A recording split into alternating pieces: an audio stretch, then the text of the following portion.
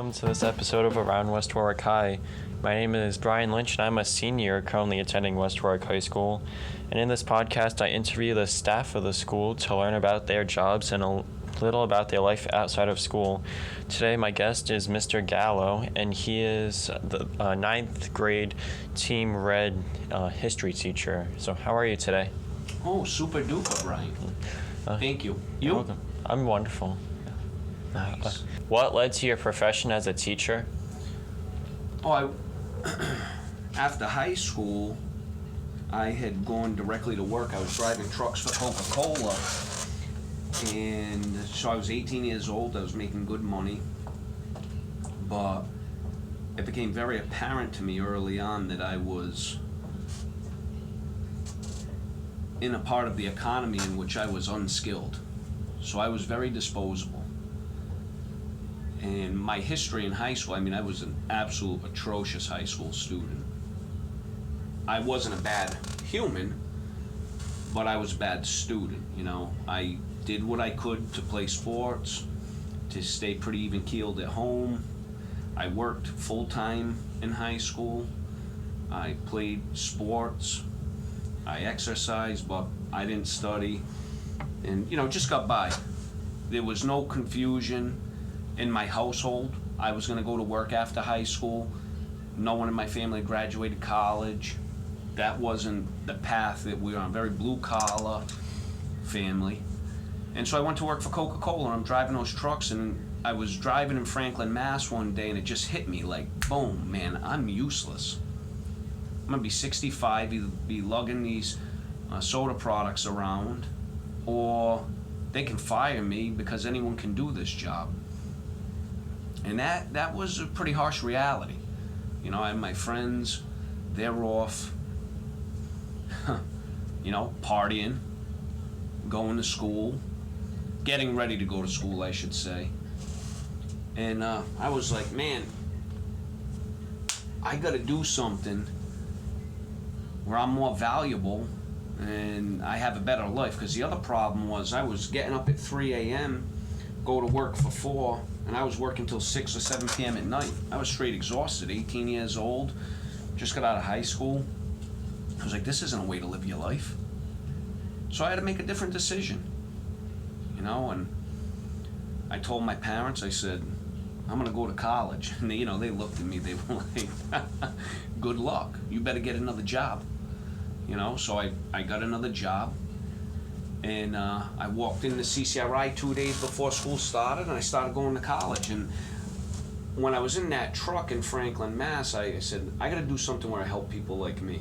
I felt, that I was a hard-working kid, and I was a pretty honest kid, and I felt like, man, no one, like my high school guidance counselor talked to me once after I took my SATs. I got like some, I don't know, at the time it was a high score, I don't even know. She sits me down, she said, Eugene, you scored like a 1480 on your SAT. I was like, yeah? She's like, yeah. I said, so? I don't know what that meant. She goes, that's outstanding. And I said, yeah. And she said, you're failing all your classes. I said, I never said I was stupid. I was making choices, and I thought, where were you? I was playing sports, and my name's going in the paper every week. No teachers ever saying, hey, nice, thanks for representing our school in that way. So I felt like I could go into an environment and help people that were similar to me, and try and help get them to realize certain things about life. You're going to make decisions that impact your life. What type of life do you want to lead? Are you making the decisions in your life? See, my parents let me do that. My parents never asked me about my homework. They never got mad at me about things, so long as I was, heading down a certain path. And I was productive. I was working full time. I was a great athlete. I was exercising. So I didn't do well in school. I wasn't disrespectful to my teachers. I wasn't a jerk in the building. And so my decisions pointed me in a direction where I wanted to be a little more helpful to humans. And so that's how I got into teaching. And I was pretty driven. I went and dominated college. And I volunteered. I worked full time. I dominated. I put myself, again, making decisions to be sitting here right now. Are there any resources that help you along your path? You know, that's a multi-pronged question, quite frankly, right? I mean, when I was going to college and I was working full-time, my parents were taking care of the roof over my head. So when I think about resources, I think about ability to execute one's decisions, right? So if my parents hadn't provided a roof over my head, then I certainly wouldn't have been able to go to college, right? I had to commute, right? So I started at CCRI. I couldn't even get into Rick. It's like the biggest joke in the state, right? I couldn't even get in there. I couldn't get accepted there. So I had to go to CCRI. Right? So I had to drive. I had to work. So I had a car. I had an automobile. I had to pay those bills. I had to pay my insurance. I had to pay for my gas. I had to pay to keep that thing maintained. I had to buy it. You know, had to feed myself most of the time. So the resource was my job. My job was critical. I don't understand how kids can go to college anymore and not have a job. That's pretty strange to me. And my parents putting that roof over my head was key. I mean, my day would start at 7. I volunteered in this town at Horgan, teaching little kids how to read. I would volunteer. I'd go to work all day. I'd go to school at night. I'd get home and I'd be studying. You know, but my mother would have food ready for me. Like, I'd come home for like an hour and I'd eat.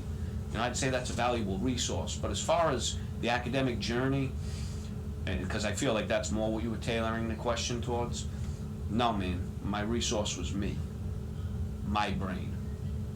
You have to problem solve there. There's no, in fact, my advisor, I was working full time, I said, and the advisor to get me into the College of Education, I probably told you this story in class, I tell a lot of them. You know, he took one look at me, I'd just come from work, and he said, "You don't want to be a teacher." And I let him know real quick that that's not how you talk to someone like me. I'm paying you.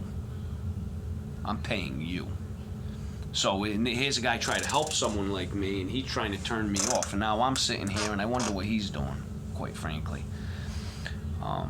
So no, I view resources during that time of your life very differently. There's not, you know, I just, you got to forge your own path, because it was no question to me. It was a business decision what I was doing in school. It wasn't an experience. It was a decision. I was trying to alter my life. I wanted to live a better life, and I wanted to help people. And so I was like Tom Brady says, you got to be laser focused. I was laser focused. I sacrificed a lot during that time. How has Corona changed the way you had to teach your class? In unfortunate ways. It's hard to even consider what's going on right now teaching. I feel that a huge part of my class is my ability to connect to people in it.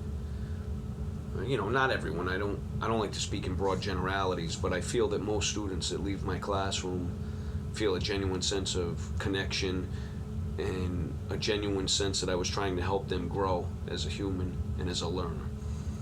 And I feel now that when I sit there across a screen, well, as you know, Brian, I mean, I don't even use the computers in class, so I don't have anything on the computer. It's an actual managerial nightmare for me to just get things on the computer. But I think the biggest thing is this lack of connection, and that really troubles me. I feel less and less like a teacher every day, and more like some form of odd secretary. It's hard because, as you know, you've been in my class, I don't like to watch videos. I feel that, you know, you have plenty. If I'm introducing a subject to you and you want to watch a video on the Roman Republic, you have the ability to go do that. Why would I invest time in my class for that? I've never understood that. I feel like we can investigate the Roman Republic and discuss the struggle with, you know, human rights during that time and talk about it as it relates to us today. And that's where some thought and excitement can be. And, you know, you could go watch Crash Course in History on your own. I feel like I'm pretty bummed by what I see going on, and I'm not a big fan of it. I'm not a supporter. And as you know, I like to do and treat students in my classes as my own children are there. And I'm not happy that my children are engaging in it, and I'm not happy that the students in the school are engaging in it. Do you have any kids? I have multiple offspring. What's one of their biggest accomplishments? So I have 3 offspring, Ava, Grace, and Michael. They're 12, 11, and 10. It's an interesting question when I consider accomplishments for them. I think their greatest accomplishments is the combined ability to withstand struggle. Our family's had a lot of struggle, and they are exceptionally resilient. I would say that's probably their greatest accomplishment. Their ability to respond to challenge and hardship is truly remarkable. And in turn, they're very happy humans. I think that might be their biggest accomplishment. Yeah, that's a tough question on the fly. You know, other things, other than that, I hear the feedback I get from most people is that my offspring are exceptionally kind. So I like to hear that. I'd say that's a big accomplishment, that when people can interact with you and their impression of you is kind. I hear a lot of that. I'd say that's a pretty big accomplishment, because one's character, and I think both those speak to character, should help to serve them well in life. Whereas, they've been state champions in sports, and what's that gonna really matter? That trophy's gonna collect dust. But if your character remains that it is one where people leave and say that's a hard worker, that's a kind person, then I'd say so far that's their biggest accomplishment. So I remember from my time in your class that you really enjoy Halloween, and we're about Halloween. Yeah. Oh yeah, boy. We're about Halloween. We're about 4 weeks away from that. So when and how did you choose to go all out for your Halloween direction? It's funny. This year has been tough, because of my offspring. So they're exceptionally active. Despite what's going on in the school, the rest of the world is actually pretty active. So unfortunately, and I do stress unfortunately because I get pretty elaborate on Halloween. We've been going, my daughters now are playing this weekend and around their 70th softball game. So this year what I got is limited compared to what I've done in the past, but I have this cookout theme going on in my porch right now. It's a skeleton family, and they're all seemingly at this cookout that this witch is brewing. I can't divulge too much, Brian. You see, you paint me in a corner here, man, because one of the things that I love doing is scaring the crap out of people on Halloween. Like, I pride myself in that. Like, I get that, like, people looking for that. And it amazes me that I can keep doing it. But it's so elaborate in the manner in which I do it. I had a dope plan this year. The problem is the time to execute it. Like, all weekend we got things we got going on. It's just tough. That's been... So right now I only have my porch decorated. But even if I didn't, I wouldn't be able to divulge, because the idea I have for this year, if I can't execute it, I'm going to have time next year to execute it. So I could never divulge that, because some of the students here come and I scare the crap out of them too. It's pretty rough. This year is a good idea. But I don't know that time's an issue this year. Because a lot of things got pushed back too because of this COVID business. So it's so busy right now. If you could live anywhere in the world, where would you live and why? I would live in northwestern Montana or Idaho. My family and I, well, me in particular, and my family, my wife would just probably cringe right now because she wants to move to like Barbados. I like the land. I like the forest. I like being in touch with nature. We try and hike as much as we can, although right now we're busy with sports. And I could really see myself with my children living in a more self-sustaining lifestyle where, I had my own water supply, my own energy supply, and be able to, harvest my land more. And I really could see myself doing that. I've engaged in manual labor a lot in my life, so that's not something that I feel is outside of my wheelhouse. And I always tell my wife, in fact, if things continue to go this way in our society here, I don't see that this is sustainable. This is not a sustainable style of living for me. There's way too much restriction. So I feel that I could be out there and be more free. What's one of your biggest fears in life? Oh boy. I'm loaded with fears. I hate those stickers, no fear. I'd say my top two, and it's tough. One is roller coasters. I can't understand that for the life of me. Ooh, boy, that just scares me. And like my daughter would say, well, you've been on a roller coaster. That don't mean I liked it. And the other one is throat cultures. I mean, really, who the heck sticks a 9-inch Q-tip down just to tell me I got an infection? Well, no kidding. That's why my throat hurts. I mean, I always think when they bring that big Q-tip over and they have to restrain me, like, what if when I'm gagging, that Q-tip gets lodged in my throat and you're like, like, no, throat cultures absolutely petrify me. I mean, oh, God.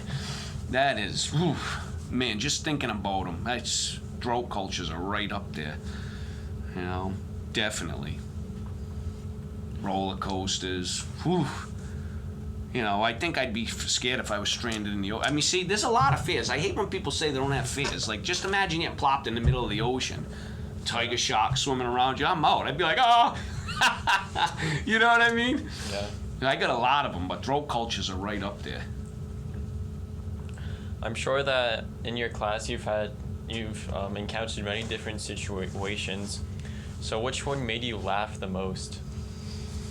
Oh, you know, Brian, I find myself laughing most days. I don't, you know, Sasha's been with me for a little while now. I tend to laugh most days. I don't have necessarily one that sticks out, but a couple of times, you know, after the birth of each of my daughters, I had a couple of pranks played on me. You know, and listen, you've been in my class, so you know every day's a party. At least I tried to make it that way. But, you know, everyone knew after my firstborn that I really wanted a boy. I really wanted a boy. I wasn't shy about it. I took for granted I was going to have healthy children. I wanted a boy, right? And I had a girl whom I loved more than anything. So let's be clear. Don't mess with my daughter, right? Right? But I came back from school and Mr. Bichet had the kids on the team play a prank on me. The whole room was pink and they had pictures of a baby girl with a unibrow everywhere. I found those, everything was covered, right? I found those everywhere. They were in books, under maps. It was like Baby Gallo and it was all pink. And then after that, we had Grace, and now I had these two students, Peter and Eddie, and they always used to think, like, I don't know, like I was a macho bravado. So they used to, like, you know Chuck Norris jokes? Yeah. But they would be like Mr. Gallo jokes, like when Mr. Gallo, I don't know what they are, but like Mr. Gallo walks the ground, trembles, like the other things like that. After my daughter, second daughter was when I came back from my paternity leave, and there were Mr. Baby Gallo jokes pasted all over, like, you know, when Grace, I don't know what the Chuck Norris jokes are, but they, like, I'm talking every square inch of every wall. So I thought those were pretty funny moments, you know, they were pretty good pranks. But I mean, I have a lot of laughs in there. I don't, you know, I think it's important. I always grew up, my dad would always say, Eugene, you're not that important. I think we have a problem today because everyone thinks they're so important. Everyone. They make their job more important. They make their life more important. They put that on blast on the media, the social medias, you know, and we kind of forget, like, you know, a history class, 180 hours of freshman history. Let's have a good time. You don't need to get too serious. You know, it's even like today I was talking to the kids about they did lousy on a test and they were just sending emails with excuses. Like, kid, man, you got 180 hours of history. You know why you failed that. But don't make it more than it is. Don't make it more than it is. So you know, we're laughing a lot. Did you not laugh a lot? No, I did. What are some of your pet peeves? Pet peeves? The way Mr. Bichet chooses gum. But other than that, no. It's hard to imagine. It's like a pet peeve doesn't really stick out to you until someone's doing it. That's true. You know, I guess a pet peeve of mine is getting to be like people are hanging out together and they're on their cell phone. You know, that's starting to be like, I'll be out and I'll look at, say, like a couple on a date or something, they'll be on their phone, I'll be like, boy, that's starting off on the wrong foot. That's starting to be a pet peeve of mine. You know, the bumper stickers on trucks really bothers me too, like I'm a big tough guy, like I drive a truck. You know, those things bother me. But, no, I don't know, I don't have too many pet peeves. The chewing the gum, I can't stand when I can hear someone chewing too loud. That drives me right up a wall. But I probably got a lot more than that. I just can't think of any off the top of my head. People telling you what you should do. That's a pet peeve. Telling you. They know what's good for you. Well, I'll get thanks. Well, thank you for joining me today. Oh, that's it? Yeah. No, that was fun, Brian. Yeah, thank you. The media, broadcasting, and journalism pathways at West Warwick High School are sponsored by Gold Star Retirement Insurance and Alex Smith. When your family buys insurance through Gold Star, you help build a sustainable resource for Rhode Island educators. The Gold Star team delivers. Everyone deserves a peace of mind. Contact Alex Smith at alex.smith@horacemann.com. That's HORACEMANN.com. And the Arctic Playhouse, located at 117 Washington Street in West Warwick. Links to both businesses are located in the YouTube version of this podcast. Thanks for listening.